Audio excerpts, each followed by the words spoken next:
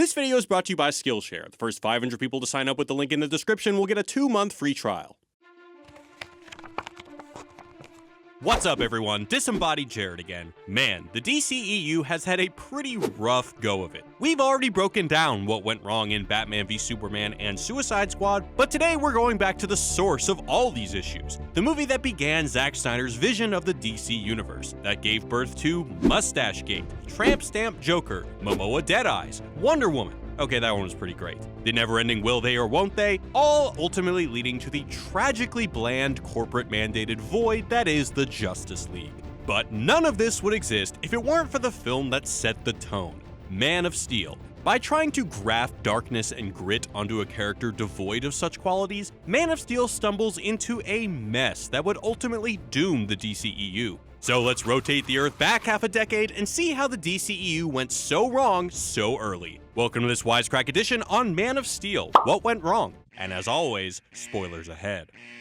Back in 2013, DC Films was riding high after the critical and financial success of Christopher Nolan's Dark Knight trilogy. Those films successfully merged the pop aesthetic of a superhero film with a previously unmatched sense of weight. Nolan explored the darker aspects of being the Batman, questioning whether the vigilante himself was a destructive force. Did Batman begin the very cycle of violence he fights against? Would the Joker, Bane, and all the rest of these villains ever have come to fruition if he didn't exist? If true, what good is Batman, our supposed hero? Is he a necessary evil? These are weighty questions to ask, and yet, the Dark Knight trilogy never tipped over into pomposity, the rare superhero films to be both smart and entertaining. It's no surprise then that DC wanted to recreate this same success with their other tentpole comic character, Superman. I mean, those Christopher Nolan Batman films sure were successful, so why not do the exact same thing for Superman? Seems like a surefire hit. What could go wrong? So the powers that be hired another dark and gritty filmmaker, Watchmen and 300 Zack Snyder, brought in the co-writer of the Dark Knight trilogy, and even gave our boy Nolan a story credit and producer role. There's just one little problem. Superman isn't Batman. The darkness and weight intrinsic to Batman, an emotionally scarred vigilante avenging the death of his parents, just isn't true for Superman. On the contrary, Superman is supposed to be the ideal, all-powerful yet completely pure. There's not a malevolent bone in his body. He's the ultimate good guy. So how the hell do you impose darkness, grit, and weight onto the symbol of hope? What's the S stand for? On my world, it means hope. For Snyder, the answer didn't lie with Superman, but in the world around him. America has changed a whole lot since Superman's comic book introduction in 1938, where once upon a time the good guys and bad guys were easy to deduce and label. At the time Man of Steel was written, the endless war on terror had muddied the waters. Guantanamo Bay, xenophobia, and insufficient veteran services painting America as a far cry from the supposed shining city on a hill. Man of Steel questions if Superman, the embodiment of the American ideal, can survive in the current disillusioned America. Will he be accepted or rejected? Ostensibly, it's a coming out story, where the central question becomes, should Superman reveal himself to society? And lest anyone ever accuse Man of Steel of being subtle, when Clark first discovers his powers during class, he runs away and hides out in, you guessed it, a closet. So what answer does the film provide? Should Superman remain in the closet, or reveal his powers and save the world like the hero he's always been? Well, the answer becomes far darker and murkier than you'd expect. After young Clark saves a bus full of students from drowning, Jonathan Kent tells him that maybe he shouldn't have. What was I supposed to do? Just let him die?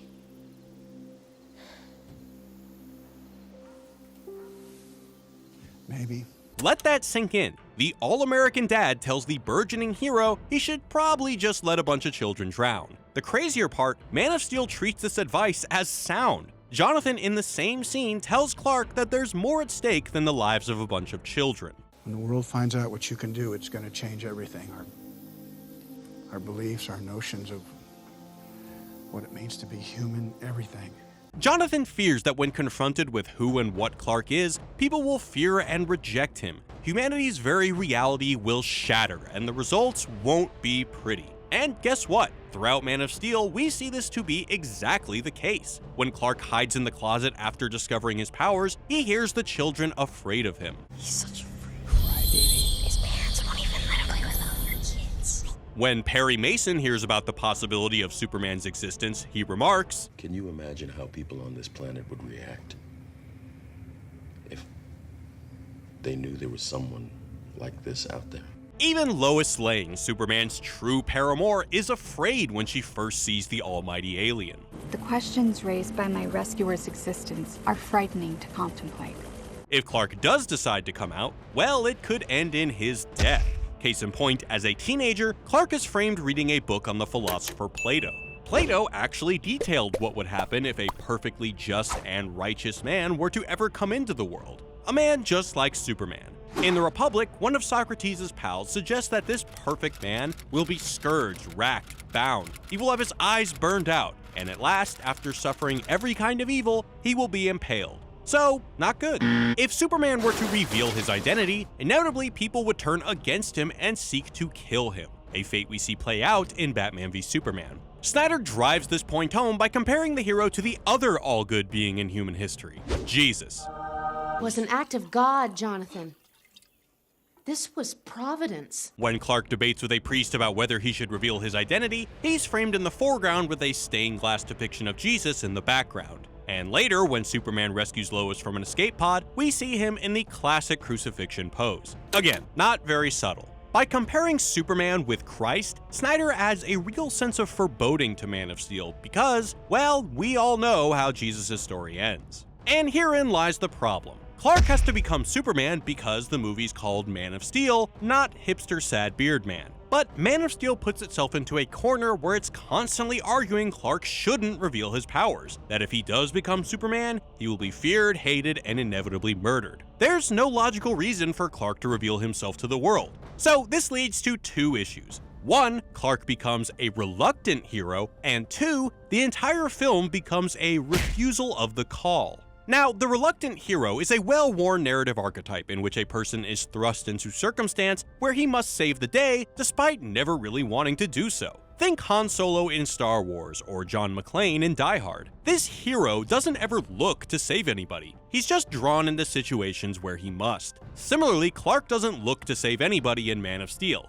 He just sort of ends up at the right place at the right time. The school bus crash? Well, Clark's already on the bus, so why not? The oil rig disaster? Clark's on a nearby fishing boat, so why not again? Lois gets attacked by a tentacled Etch-a-Sketch? Clark's only a couple feet away, you get the point. But this reluctant hero archetype is the antithesis of the Superman mythos. If Superman is the ideal we strive to be, the hero among heroes, then his reluctance to save anybody runs contrary to his ethos. Further, by making Superman a reluctant hero, it turns him into a passive character. Things happen to Clark. The bus crash, the oil rig disaster, a stage 5 tornado, as opposed to Clark leading the narrative through action. The entire film, in turn, becomes a refusal of the call. Per Joseph Campbell's hero's journey, when our hero is first called into action, he chooses to refuse, often because staying at home is easier and far less dangerous. For example, in Star Wars A New Hope, Luke initially refuses to help Obi-Wan save Princess Leia.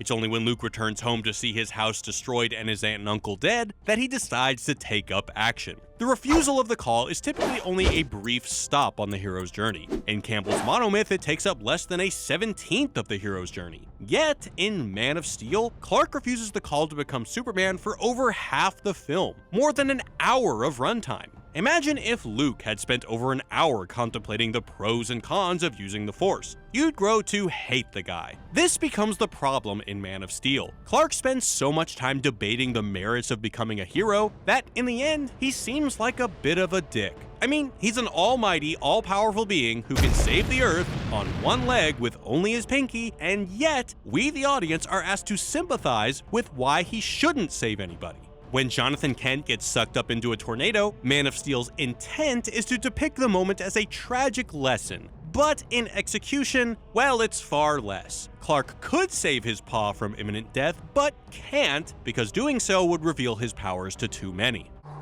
I let my father die because I trusted him. Because he was convinced that I had to wait. That the world was not ready. Yet again, Man of Steel treats this as a completely reasonable action. Like, of course, that's what anyone would do. Superman should just let his father die because there's at least 25 people under the bridge watching. Even more, the blame is placed on the world. It's our fault Jonathan Kent died. We're too ignoble, not the superhero that could have saved him in, 2 seconds. Man of Steel carries this cynicism to its conclusion, where Superman and Zod duke it out in Metropolis, nonchalantly killing hundreds of thousands, if not more. But it's not Superman who is cavalier to this loss of life, but the film itself. Man of Steel doesn't realize the implication this conclusion has on Superman and his heroic ethos. The ending has treated it as a triumph. Superman defeats Zod and saves the world. Who cares about a couple 100,000 extras? Lois is fine, get over it. Humanity never even accepts Superman. After Clark reveals his powers and sorta saves Metropolis, the government tracks him with a drone, questioning his motives. How do we know you won't one day act against America's interests? Superman 2 doesn't trust humanity, destroying the aforementioned drone and telling the government to take a hike, that they'll never find out where he hangs his cape. So in the end, the uneasy relationship between humanity and Superman is still, well, exactly that. The world still isn't ready. Early in Man of Steel, Clark's birth father Jor-El echoes the idealistic sentiments of Superman's past. You will give the people of Earth an ideal to strive towards. They will race behind you. They will stumble. They will fall. But in time, they will join you in the sun, Cal. In time, you will help them accomplish wonders. This is the Superman of the 1930s, of Richard Donner and Christopher Reeve, but the words ring hollow in Snyder's morally obfuscated worldview. By the end of Man of Steel, Snyder has crafted a Superman who shouldn't have saved a bus full of children, who let his father die, and destroyed the city he sought to protect. All the idealism of yesteryear has been sucked out, leaving a hollow shell where once stood a beacon of hope. Man of Steel's intent is to pave the way for Superman and the DCEU, to showcase the uplifting origins of the greatest of heroes and begin a multi-crossover film franchise. But in reality, the film has the exact opposite reaction. The wanton destruction of the third act, the wishy-washy hero, the morally obfuscated world, all paint a picture far from idealistic. This isn't an uplifting story of a hero coming into his own and being accepted by the world. This is a story of a hero being forced into hiding, ultimately rejected in fear by the government and the people he seeks to protect. That darkness and grit, the very thing Man of Steel adds, ironically enough, becomes its own undoing, swallowing up the inherent goodness of its central character, turning the beginnings of the DCEU franchise into the origins of its end. Thanks for watching, guys, and as always, peace.